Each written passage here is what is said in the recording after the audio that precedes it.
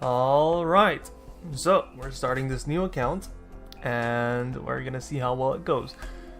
So, 1 month before contingency contract, how far can a free-to-play account get? Of course, I have a little bit of experience, so it might not be a complete representation, but here's the rules for it. I can use pure Originite for recruitment and headhunting, and also for the leveling packs. I can't use them on refreshing for sanity. And that's about it. I'll be going for the meta as far as I can, and I guess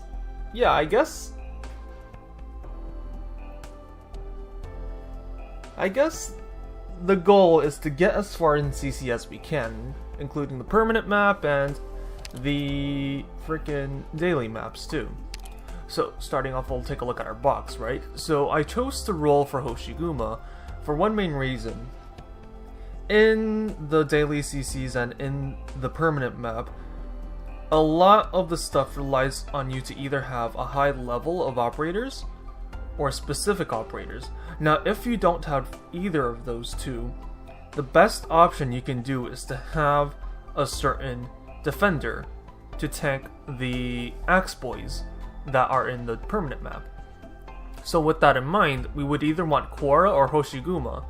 Now we were unsure whether or not we were gonna get a Quora from the 10 rolls, and Hoshiguma, since she's in the beginner banner, which we'll see right over here, she's rather easy to get. But during the reroll, we were able to get both, so we'll be working with both. We also have managed to snag a Telopsis and a Spectre, so those two will also be pretty useful in the rolls as for clearing maps. Telopsis for SP regen and high healing for the dailies, Spectre for undying guts and stuff like that. And also Summoners and Perfumer, so this is a rather good box to start off with. So, let's just start by clearing this map, I guess. Oh, this is gonna be so much fun. I say this with full sarcasm, by the way.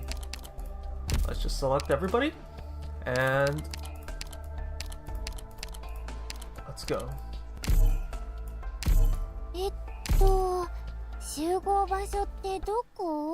So I guess the main thing that I'm going to have to watch out for is how I manage my sanity.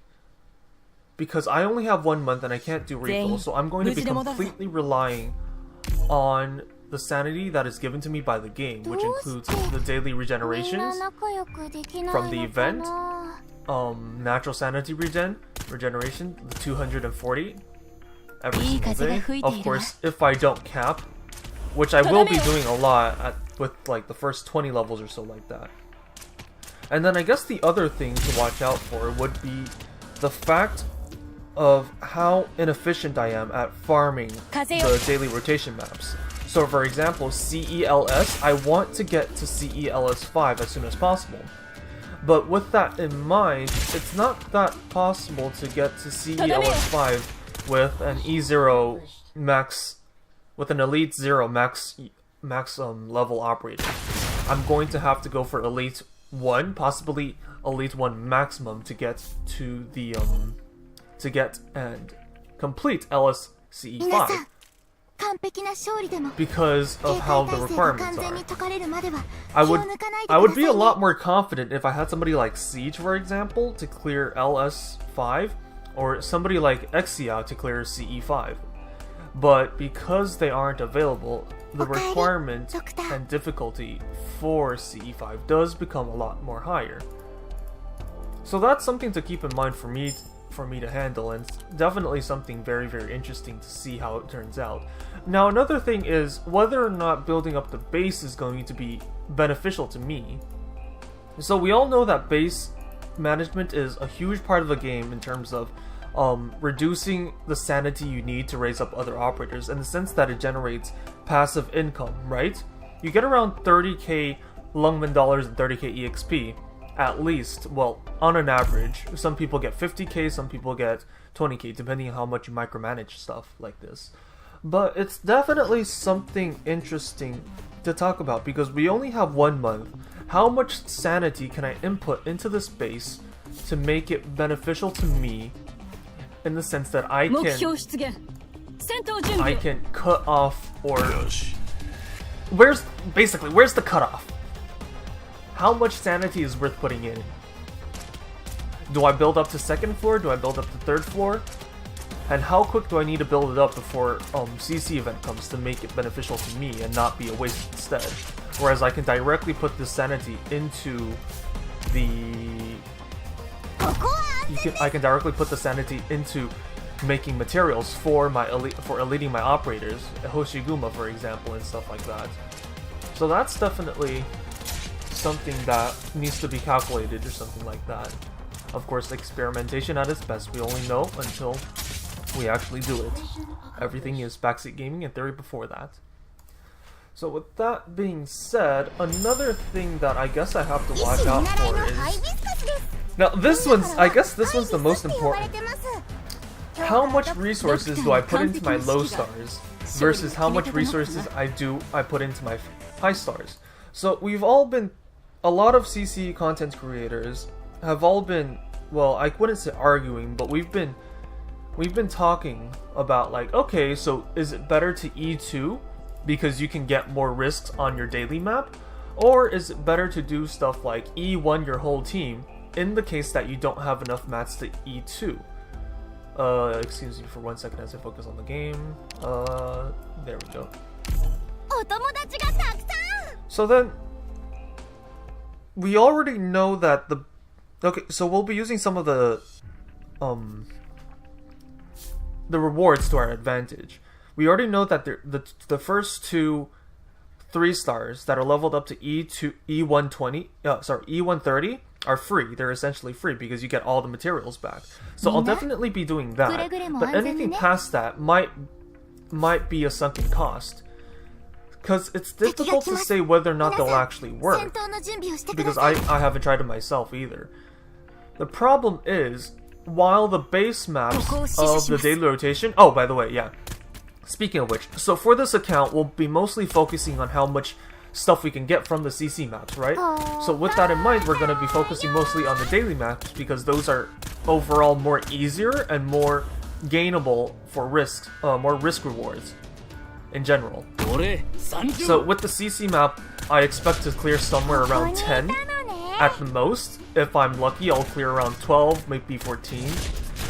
But we're going to be focusing mostly on the daily rotation maps. Anyhow, so back to the conversation on the 3-stars.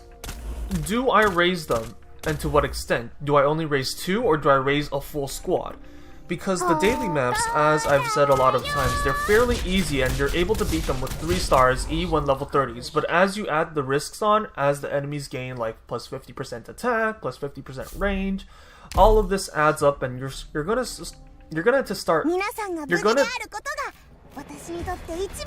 to be needing something more than E130s, something along the lines of E155s as a basis, the very, very low baseline to start working with. And then you have like maybe a few carries. For example, Hoshiguma is probably going to be my carry.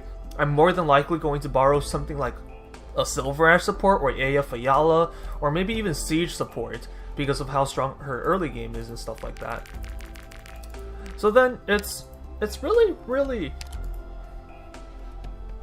it's like you never know how it's going to turn out. I'm really scared of how this thing is going to turn out. It's like, okay, will I completely fall flat on my face, or will this be absolutely insane? Also, this is actually quite a good time to start, because like we have all these banners. Unfortunately, I don't have the Arundum right now, but hopefully with the levels up, I'll be able to get these in time. How much time do I have left for this one? Let me check the time. I have 2 days left for this one, so I'll prioritize this, and then I'll probably go for this banner. So, where were we? So, do I level up the 3-star operators, and how many do I level up, if I do level them up? For sure, I know that I will be going for a Cruise. Yes. She does seem fairly useful even at E1 max. So, there's that, and she's, of course, there's 3-stars, so they're cheap. I'm not sure if Rangers will make it to though, but he will be useful in the early LS stages, especially LS3 and LS4, so I'll be raising him. Not to mention E0 level 30 is fairly easy. Melantha seems like a potential pick, but I feel like that's actually a bait for this situation as for the CC that I'm trying to clear. Because overall, even though if I do have a duelist card, that means I have something to deal with the AoE mage that appears in the Wolf Rush stage. Let me fast forward this really quick. But then that means I'm putting in resources into this duelist, whereas I can probably do the same thing by just setting up a front line in the Wolf map and just healing through it with good healers, because I have Telapsis. And bursting down the mages with like something like Hokodayo to the side or something like that. It's like you can see like there's a lot of stuff going on in the background at the same time of this game, like all these decisions you have to make, all these compromises that you have to make, and I wouldn't have really thought of it before trying this thing, and it really is something quite amazing. I'm not gonna lie, like playing this game all over again. And it, like, even though this team right now is a mess, we're able to power through it because of how easy the early stages are. Of course, as the stages go on, you're gonna see me fail more and more and more and more. Of course, I'll cut those stuff out unless you see some. I'll cut those places out most of the time. You'll just see like fail after fail after fail, and then you'll know like, hey, 1, 2, 3, 4, 5 fail count and stuff like that. But anyhow, so it's really something interesting to look out for. It's like, okay, is Meteor an okay pick because there's a lot of defense high enemies over there for that stage? Would that defense down be good because overall I don't have enough levels to kill them, assumingly, during CC event? So will this extra support in that defense down help? Honestly I doubt it, but it's something that can be also considered. On the topic of healers or defenders, also guards, not much to say. It's like, oh, okay, yeah, I'm sure a lot of people want to ask this. Why didn't I go for Silver Ash or, let's say, somebody like Aya Ayala? Instead, I went for Hoshiguma. I explained it already that, yes, tank was hard to get, but I already got a Korra, so like, it's like, why are you doing this to yourself? Well, I guess it's because it's still the best option, because, remember, we always have supports. A lot of people do pick their support units as Silver Ash or Aya Ayala because those are the best units and have the highest chance of people using them. Of course, you could also go against the flow and choose somebody not use, like, for example, a friend of mine raised up Nightmare Gloria to E2 level 90 or something like that, and she is very, very useful in the situation that she appears in, that she needs to be in. Well, so that was the main reason of why I didn't pick those two. I guess if I really wanted to, I could go for Saria, because of how she's a healer, she's a tank, and also does a fair amount of DPS in the early game when the levels are low, which is going to be useful for the CC content stuff, where for example, the Wolf Rush, the wolves have fairly low defense, and you can use that to your advantage with Saria. Although, the thing about that is that I would have to reroll a lot longer, and I already felt bad enough about rerolling so much. So there is that. But yeah, we're just going to clear up the maps right now. We're going to try to be as efficient as possible. Oh, this is too much fun. Are you Doctor? You will die in the streets of Lungmen. Nice to meet you. I'm Jessica. Oh, man. Well, we're just gonna have a fun time and enjoy time and see how well I do on these maps, I guess. It's definitely something interesting when you go back and play the game repeatedly, like start from scratch and stuff like that. You get to see like different things that you didn't see before. Of course, I'm not really listening, I'm just talking to myself, talking to you, the viewer that is watching this video that is pre-recorded. First time trying this, I hope this turns out well. But anyhow, it's definitely interesting to say that, like, as you play, if you play the game again, start from scratch level 1, you'll notice that, okay, I didn't notice this thing before in this previous map, and now I have this new setup. Or maybe you're just locked in your old setup, where you're like, okay, this worked for me last time, and so it's gonna work for me again this time. But in reality, it changes because of how your operator pool has changed. Well, of course, that's barring the fact that if you only use, like, the already given operators, which is highly the case. But if you use somebody like Hoshigumo for the first one, and this time you're using somebody like, I don't know, you got some like Silver Ash, then that's something to be considered, I guess. And it's just really something to look forward to for yourself, I guess, as you watch yourself grow from this game and stuff like that. We're gonna see this really quick. It looks like she has enough. Yes. Alright, that's nice. We'll just put down a boom over here and more than likely call it a day for now.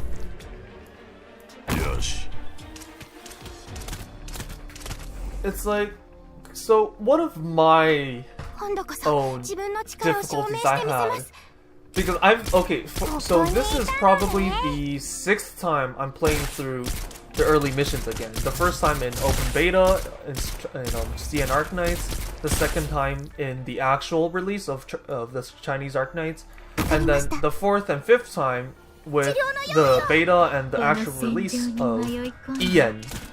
And now this CC challenge, of which we're going to see how well we do.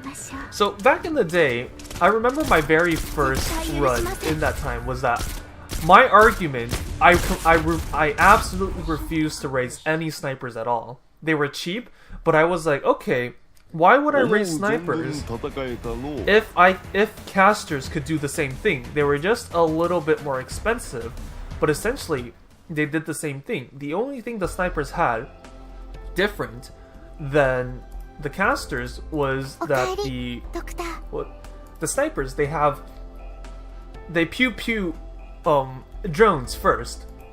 I was like, that's not too big of an issue. And then later on in the stages, there was this one stage where you had, you know, the place where all the drones are coming from all the sides.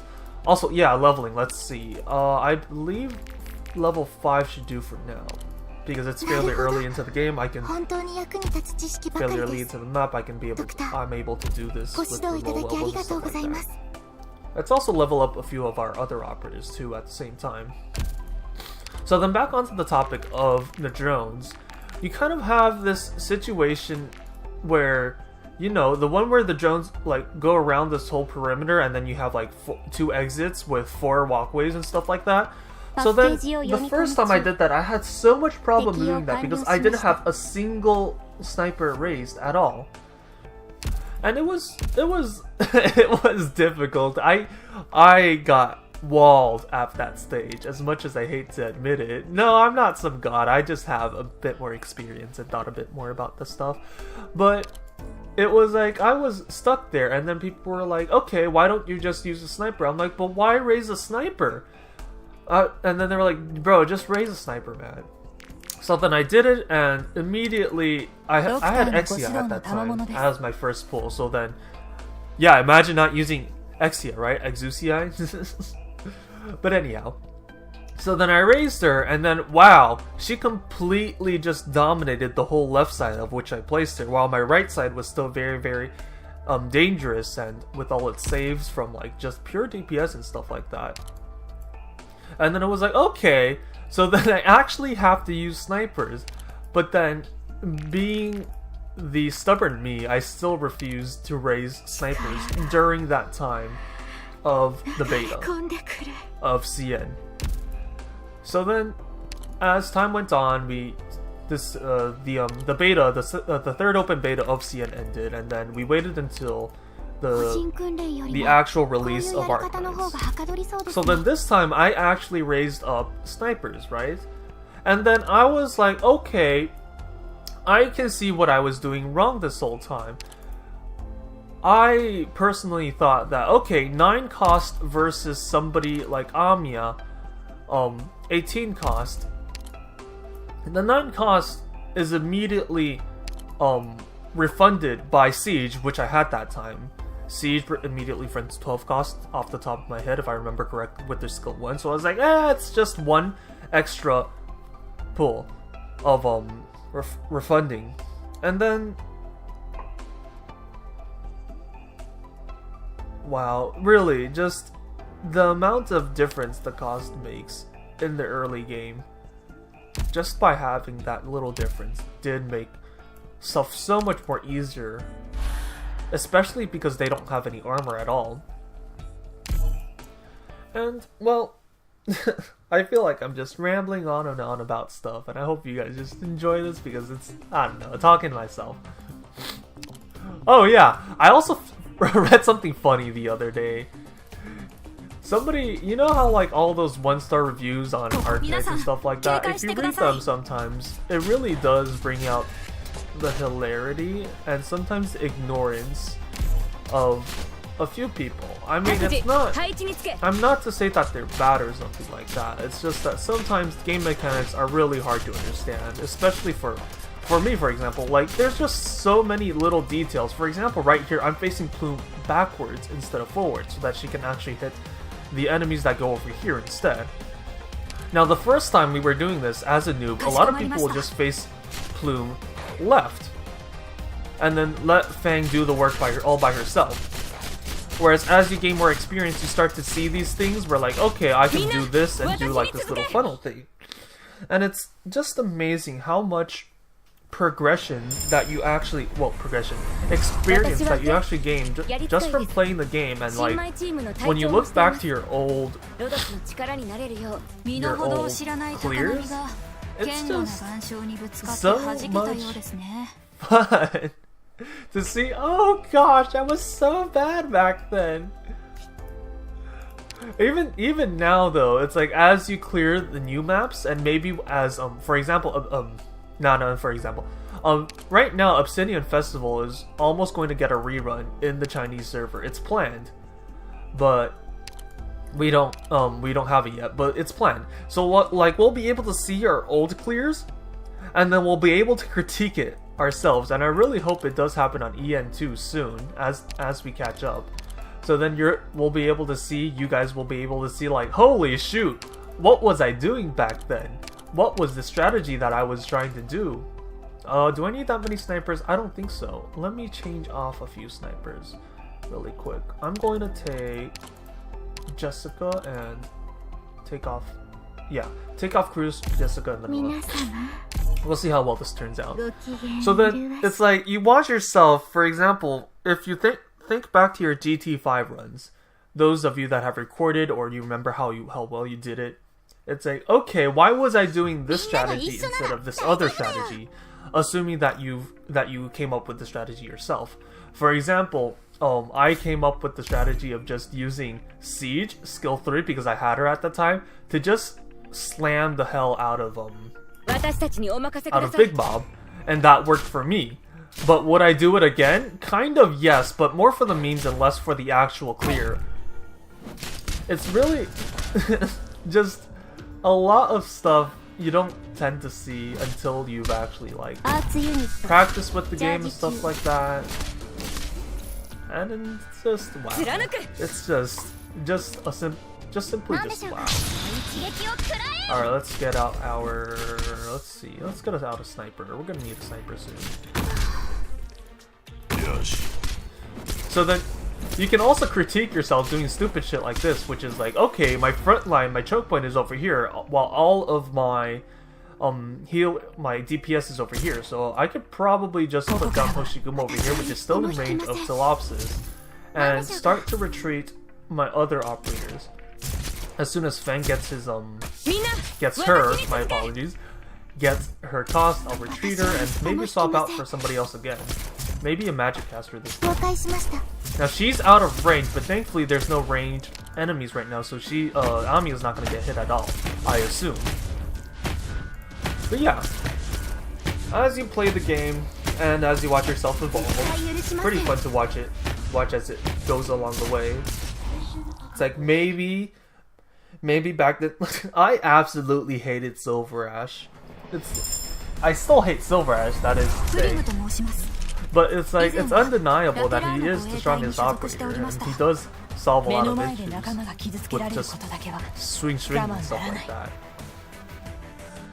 Why did I get to this one again? Oh yeah, because as you play the game and as you evolve your thoughts and whatnot, what your evaluations of today, your evaluation of an operator today might be different from that of your evaluation of the operator 2 months ago, 3 months ago, maybe even 1 day ago. As like you talk to other people and as you learn other strategies and as you find some other combos and stuff like that. It's really just talk and learn and play. Of course, speaking of which, they're still organizing tax, what a pain. Let's also talk about the topic of freaking...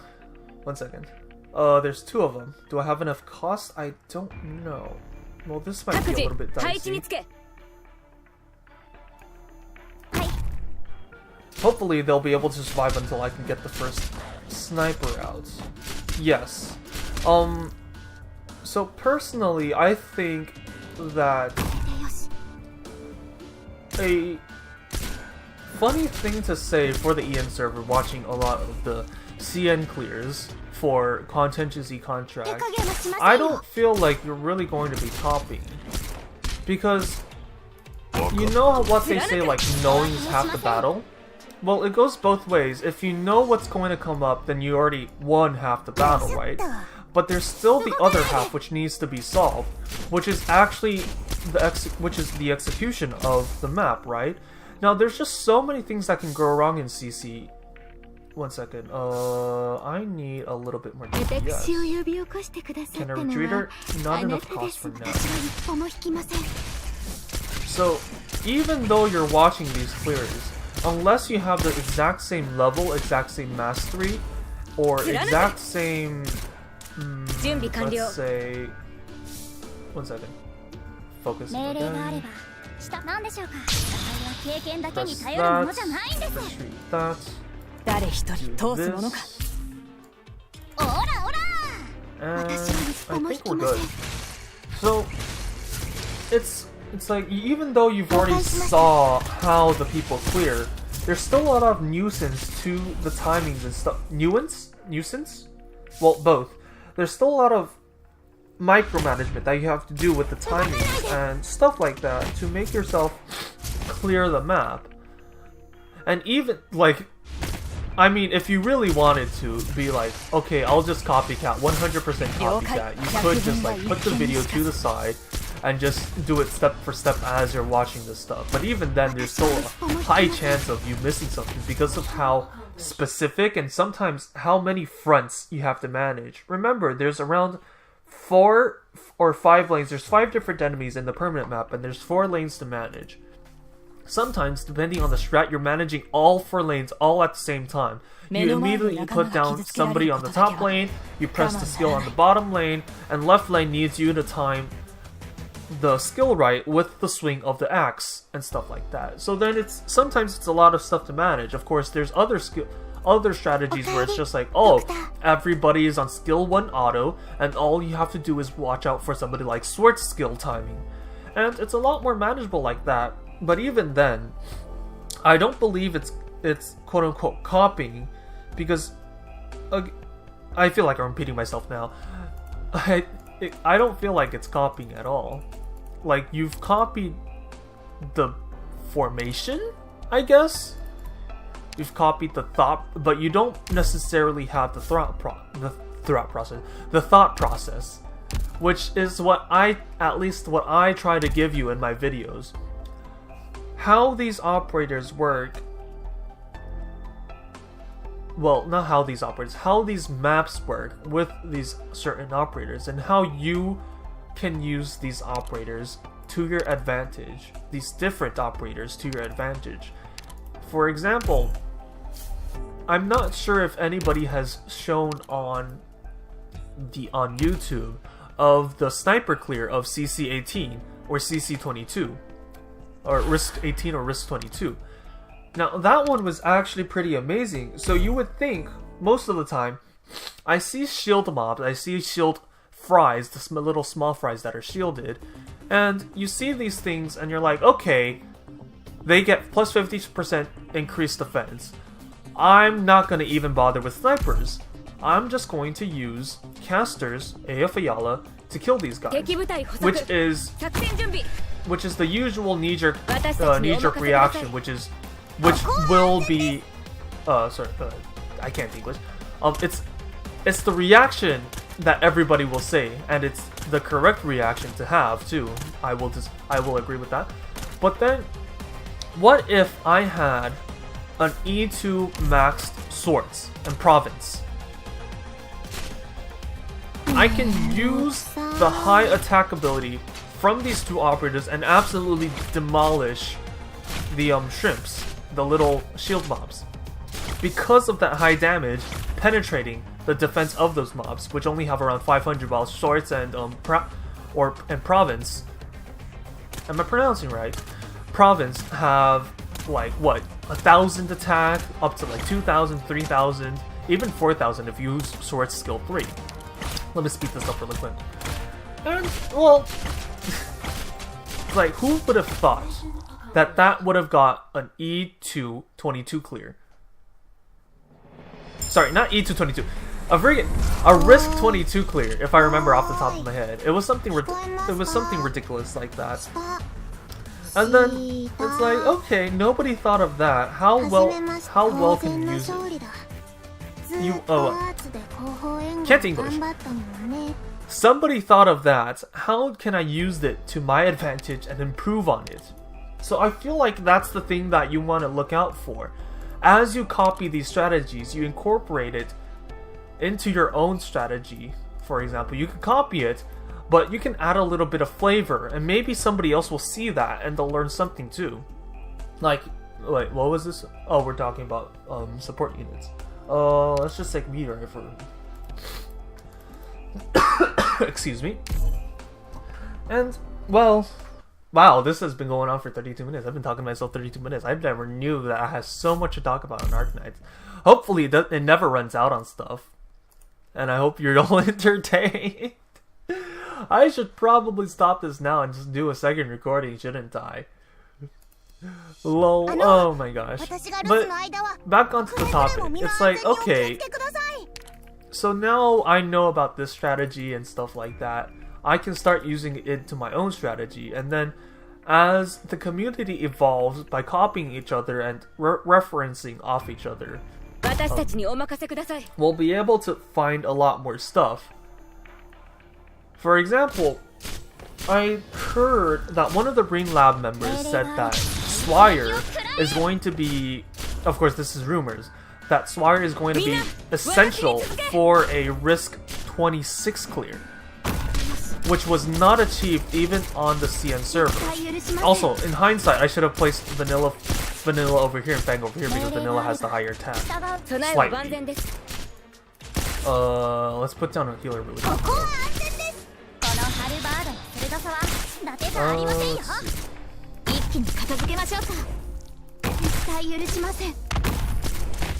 And we'll call it a day. But it's definitely something that I feel like I have a different viewpoint for stuff.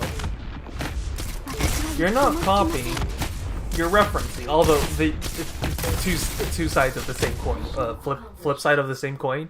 Yeah. Anyhow, so we're just gonna keep on clearing stuff, and I guess I'll fast forward after this, and I'll get back to you guys next time, I guess. Up level 1 to level 2.